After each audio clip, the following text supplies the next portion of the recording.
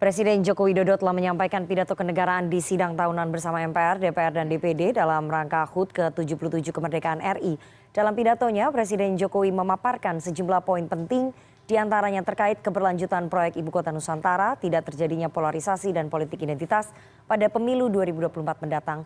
Presiden Jokowi juga memamerkan keberhasilan penegak hukum dalam membongkar kasus korupsi besar di tanah air. Untuk membedah dan membahas pidato kenegaraan Presiden kali ini, kita akan langsung berdialog dengan para narasumber. Sudah ada Direktur Eksekutif LSI Jayadi Hanan. Selamat sore, Mas Jayadi.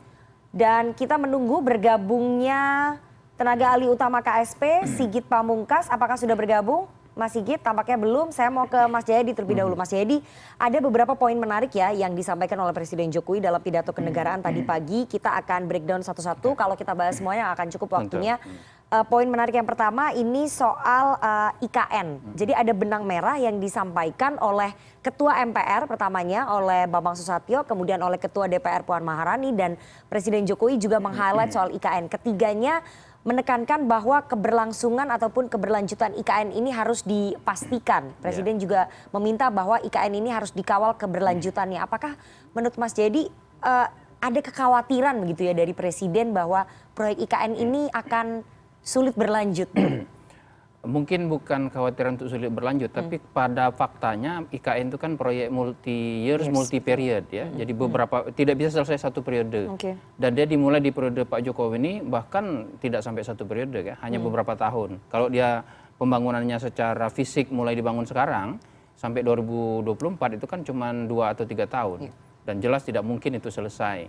Sementara energi, baik energi sosial, politik, hukum maupun yang sifatnya logistik, keuangan itu sudah dicurahkan cukup banyak di sana.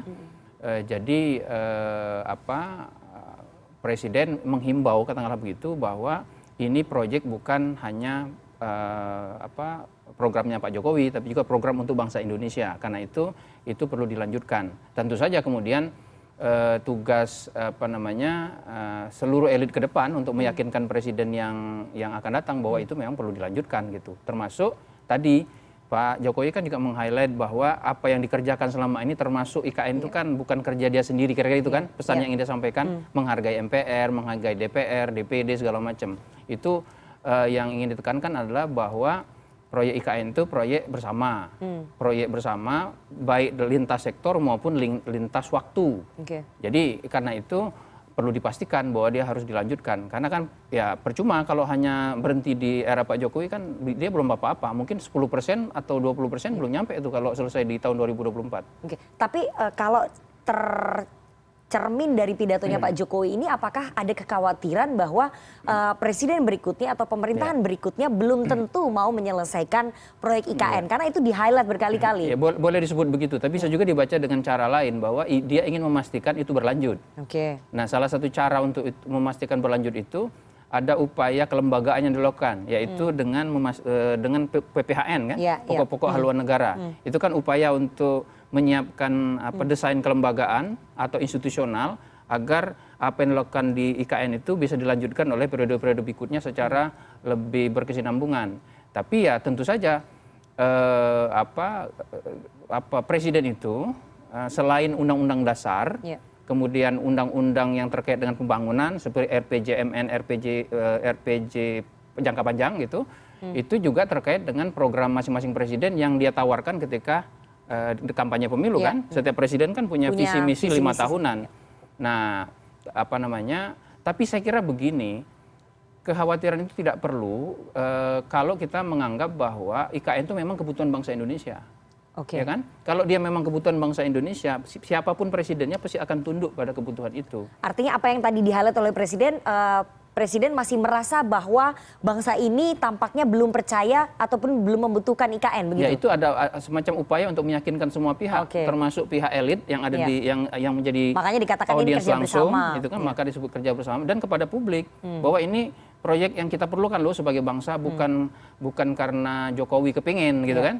Nah, ya kita lihat publik bagaimana kan begitu. Apakah itu betul-betul diyakini oleh publik? Kalau kita lihat data-data hasil survei seberapa penting IKN itu bagi publik. Publik memang belum mayoritas, mayoritas meyakini bahwa itu memang diperlukan dan mendesak untuk bangsa Indonesia. Oke. Saya mau menyapa Mas Sigit Pamungkas, tenaga ahli utama KSP, sudah bergabung melalui sambungan Zoom. Selamat sore Mas Sigit. Langsung saja tadi sudah dikatakan ataupun dianalisa oleh Mas Jayadi bahwa Presiden tampaknya ingin meyakinkan semua stakeholders, baik itu elit, baik itu publik, bahwa IKN ini merupakan kebutuhan bersama. Tapi kalau dari hasil surveinya LSI, dari hasil survei lembaganya Mas Jayadi, publik ini belum merasa bahwa IKN ini merupakan kebutuhan bersama. Itu tercermin dari pidato Presiden tadi. Tanggapan KSP seperti apa Mas Sigit? Ya, IKN ini kan sudah ada diikat di dalam undang-undang ya. Undang-undang nomor 3 tahun 2022. Nah, karena dia sudah menjadi undang-undang, maka dia mengikat siapapun pemerintahan berikutnya, pemerintahan sekarang maupun pemerintahan berikutnya. Jadi perdebatan tentang ini apakah sebuah kebutuhan publik ataukah bukan, itu sudah selesai ketika undang-undang itu dirumuskan. Oleh karena itu, langkah ke depan yang menjadi prioritas adalah bagaimana undang-undang ini dijalankan. Bagaimana IKN ini bisa diselesaikan sesuai dengan tahapan-tahapan yang sudah ditentukan di dalam undang-undang. Jadi bukan masalah survei menunjukkan seperti apa yang disampaikan oleh Mas Jayadi tadi, tapi ini adalah sudah diikat oleh satu undang-undang yang kita semua wajib untuk melaksanakan undang-undang. Kalau tadi Anda katakan bahwa undang-undang IKN sudah mengikat pemerintahan berikutnya untuk menjalankan IKN, untuk menyelesaikan IKN, pada kenyataannya tadi itu disampaikan oleh Ketua MPR dalam pidatonya bahwa yang bisa mengikat itu sebetulnya pokok-pokok haluan negara karena menjadi wadah untuk peta jalan pembangunan ke depan. Jadi tidak cukup Mas Sigit kalau hanya diikat dengan undang-undang IKN, harus ada PPHN-nya yang menjadi wadah itu tadi. Mas Sigit. Ya, PPHN ini adalah ranahnya parlemen ya, bukan ranah eksekutif, itu perlu kami garis bawahi. Lalu yang kedua, tentu yang dipikirkan oleh Bapak Ketua MPR adalah pembangunan yang lebih luas ya. Tidak semata-mata berkaitan dengan IKN ini, tapi sektor-sektor lain yang lebih luas yang mengatur tentang kehidupan kita berbangsa dan bernegara. Nah, PPHN diharapkan bisa menjadi penyambung dari berbagai bidang pembangunan yang dilakukan oleh pemerintah, sekaligus menjadi alat ukur terhadap capaian-capaian yang ditetapkan oleh setiap pemerintahan. Jadi tidak semata-mata terkait dengan IKN, PPHN. Tidak semata-mata PPHN ini terkait dengan IKN, tapi kalau tadi kita mengacu ke pidatonya Ketua MPR, karena kalau kita lihat tadi pidatonya Presiden Jokowi tidak banyak merespon ya soal PPHN, hanya menghormati apa yang sudah dilakukan oleh MPR begitu. Tapi kalau kita tarik tadi pidatonya Ketua MPR menekankan bahwa PPHN akan menjadi peta jalan pembangunan yang dilanjutkan pemerintahan ke depan. Dibutuhkan bukan hanya langkah politik saja, tapi wadah yang lebih resmi begitu ya, ikatan yang lebih resmi di pokok-pokok haluan negara begitu, Mas Jayadi. Iya, sebetulnya pokok-pokok haluan negara yang dimaksud itu kalau dia peta jalan pembangunan, kan kita sudah punya undang-undangnya, undang-undang rencana pembangunan jangka panjang ya. Nah, dan itu bentuknya undang-undang. Sama seperti kata Mas Sigit tadi, bahwa IKN itu sudah dalam bentuk undang-undang. Jadi sebetulnya secara normatif dia mengikat baik semua sektor yang terkait maupun lintas waktu ya, sepanjang dia belum dilaksanakan. Sama kayak undang-undang KUHP, kan dia berbentuk undang-undang. Dia mengikat semua presiden sampai ke depan, kecuali kalau itu diubah kan gitu. Tetapi karena itu PPHN itu juga sebetulnya pembicaraan yang ya makanya menjadi debatable apakah cukup undang-undang atau tidak ya. Tapi sebetulnya sudah ada payungnya. Nah, kemudian dengan demikian pelaksanaan undang-undang itu, pelaksanaan misalnya EKN ya yang sudah mengikat kita bersama itu, ya tentu dia secara normatif mengikat, tetapi dia secara politik itu akan lebih mengikat lagi ke depan kalau dia dipercaya oleh publik memang sebagai kebutuhan publik. Ya, ini bukan soal normatifnya aja. sebuah undang-undang yang mau dijalankan oleh pemerintah kalau tidak mendapatkan kepercayaan publik atau mendapatkan dukungan publik itu kan sulit untuk dilaksanakan. Saya kira dalam konteks itu yang disampaikan oleh Presiden ya, dalam konteks ini bahwa kan ada kata-katanya kalau nggak salah itu semua ini harus dilanjutkan, kalau nggak salah kira-kira begitu. Itu berkali-kali berkali-kali disebut harus ada keberlangsungan dan sebagainya. Jadi saya kira konteksnya lebih ke politik bukan ke hukum. Oke, konteksnya lebih ke politik daripada ke hukum. Ingin meyakinkan publik bahwa ini menjadi kebutuhan bangsa. Itu soal IKN dan juga soal PPHN. Tapi ada poin menarik lain yang tadi disampaikan oleh Presiden Jokowi. Mas Sigit, ini Presiden Jokowi memamerkan 3 kasus korupsi besar yang berhasil diselesaikan ya dalam tahun ini. Itu kasus Garuda, kemudian Asabri dan juga Jiwasraya. Ini 3-tiganya kasusnya diselesaikan oleh Kejaksaan Agung.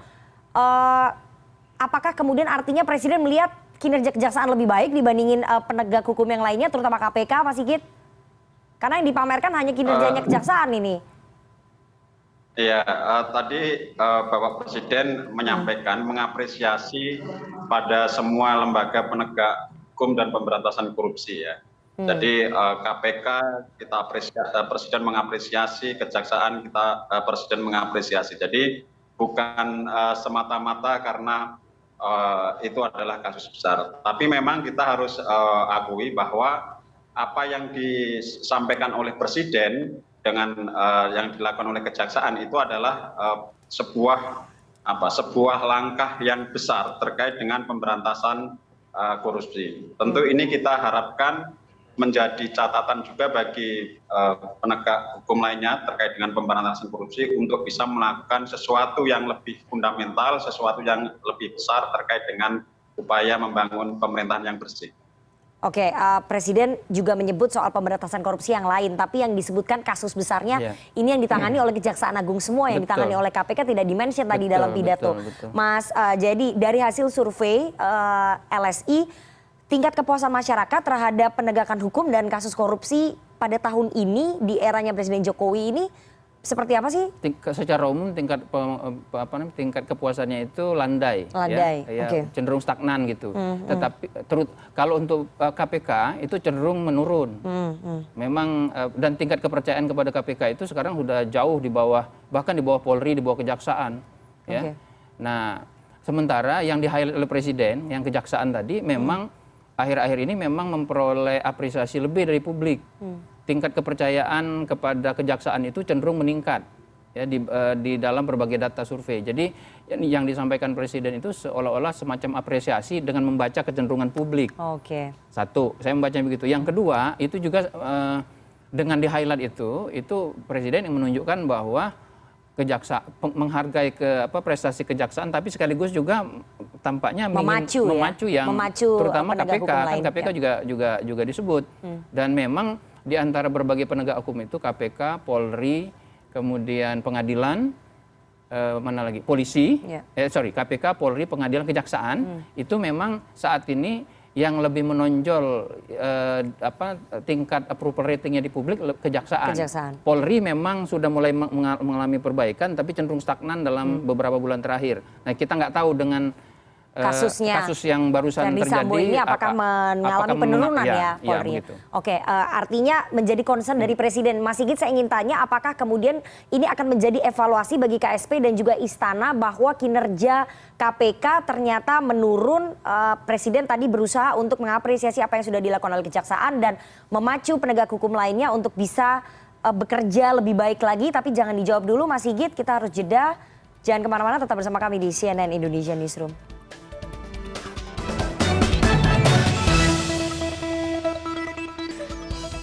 Anda masih bersama kami di CNN Indonesia Newsroom. Mas Sigit, waktu kita tidak banyak. Tadi Anda bisa menjawab pertanyaan saya, apakah ini menjadi concern dari Presiden dan juga KSP begitu ya, bahwa ada penurunan kepercayaan publik terhadap kinerja KPK, dan tadi Presiden secara terang-terangan memuji kinerja kejaksaan untuk memacu kinerja penegak hukum lain, terutama KPK. Ya, kalau KPK ini kan lembaga independen ya, lembaga yang di dalam membuat keputusan-keputusan memiliki mekanisme tersendiri yang tidak bisa dicampur secara langsung oleh presiden begitu. Dan tentu apa yang menjadi harapan publik, apa yang disampaikan oleh Mas Jayadi tadi bisa menjadi catatan bagi KPK untuk meningkatkan kinerjanya. Dan kami lihat arah dari KPK selain penindakan adalah juga pencegahan. Mungkin barangkali pada titik itu KPK sedang bekerja. Oke, baik. Meskipun demikian, tentu apa yang disampaikan oleh Presiden terkait dengan kasus-kasus besar yang ditangani oleh Kejaksaan juga bisa menjadi refleksi bagi KPK untuk memacu diri ya, secara lebih komprehensif terkait dengan tindakan penindakan korupsi. Baik. Saya harus tanya, ini bagian terakhir yang tadi di-highlight dari pidatonya Presiden, waktu kita nggak banyak. Mas Sigit, dalam pidatonya Presiden juga mengingatkan jangan ada lagi politik identitas, politisasi agama, polarisasi sosial pada pemilu 2024. Apakah Presiden khawatir bahwa akan terjadi lagi politik identitas, polarisasi pada pemilu 2024? Ya, efek pemilu 2019 sampai sekarang ini kan masih kuat ya. Ada polarisasi, ada segregasi sosial yang menjadikan kita tidak cukup solid sebagai sebuah entitas bangsa gitu. Nah, harapan Presiden tentu memperhatikan atas kondisi-kondisi objektif yang berkembang saat ini. Oleh karena itu, harapan yang disampaikan Presiden di dalam pidato tadi menjadi catatan kita semua, baik penyelenggara pemilu maupun pemerintah pada umumnya, untuk benar-benar memperhatikan bagaimana isu identitas, isu politik identitas ini tidak kembali mengemuka di pemilu berikutnya. Oke, Mas Jayadi, itu tadi wanti-wanti Presiden apa yang terjadi di 2014, 2019 tidak terjadi lagi, tidak ada polarisasi dan politik identitas, tapi menurut Anda itu akan sulit nggak sih kalau paslonnya hanya ada 2? Kalau paslonnya hanya ada 2, itu potensi politik identitas masih ada, tetapi tergantung bagaimana konfigurasi calon presiden dan calon wakil presiden, terus bagaimana konfigurasi partai-partai pendukung. Saya kira pesan ini terutama ditujukan kepada 2 pihak, partai politik dan calon presiden dan wakil presiden. Ya, politik identitas itu memang bisa dihindari antara lain dengan pertama membangun pertarungan yang sifatnya tidak bipolar, tidak head to head dua kandidat. Yang kedua, apabila pendukung para calon itu terdiri dari berbagai kelompok yang lintas sektor, tidak hanya kelompok satu ya, kelompok kanan A, atau kiri. Ya, tidak begitu. Jadi ya itu pesan untuk partai-partai politik. Kenapa partai-partai politik perlu dituju? Karena partai-partai politik lah yang pegang tiket untuk mencalonkan capres dan cawapres gitu kan. Mereka bisa membangun tuh antar partai, misalnya digabungkan nasionalis dengan religius, calonnya juga dari aliran agama yang mungkin dianggap berbeda dan sebagainya. Jadi pesan itu ke sana, saya kira lebih ke para calon maupun ke partai-partai politik akan mencalonkan para calon itu. Oke, tapi idealnya berapa poros supaya tidak terjadi polarisasi dan politik identitas? Lebih dari 2? Lebih dari dua itu akan membuat kita lebih mudah. Secara teori memang begitu. Kalau pertarungannya head to head, apalagi head to headnya itu didasarkan pada polarisasi seperti 2019, itu maka akan berlanjut kan. Misalnya ada 2 calon nih 2024. Calon A dianggap mewakili kelompok lanjutan kelompok Jokowi. Calon B dianggap mewakili lanjutan kelompok yang anti Jokowi, oposisi misalnya. Lah ya. Nah itu bisa terbangun lagi pola seperti itu. Tapi saya kira masyarakat juga belajar dari itu ya. Dari masyarakat sudah lelah ya. Masyarakat belajar bukan hanya lelah iya, tapi juga soal bahwa belum tentu memainkan politik identitas itu memenangkan pertarungan. Ya, jadi mau tidak mau harus ada yang berada di tengah-tengah yang menghubungkan antar kelompok yang dianggap terpolarisasi itu. Karena kalau masing-masing bertahan di polarnya masing-masing, itu nggak bisa menang jadi presiden juga. Ya, jadi ujung-ujungnya perhitungan untuk menang atau tidak itu akan membuat orang berhitung apakah politik identitas atau memainkan polarisasi berdasarkan identitas itu akan memenangkan pertarungan atau tidak. Baik, kita tunggu nanti bagaimana kontestasi politik pada 2024. Semoga tidak terjadi polarisasi dan juga politik identitas ataupun politik agama ya pada pemilu 2024 nanti. Terima kasih sekali Mas Jayadi Hanan, Direktur Eksekutif LSI, dan juga bergabung melalui sambungan Zoom tenaga ahli utama KSP Mas Sigit Pamungkas atas waktunya pada sore hari ini.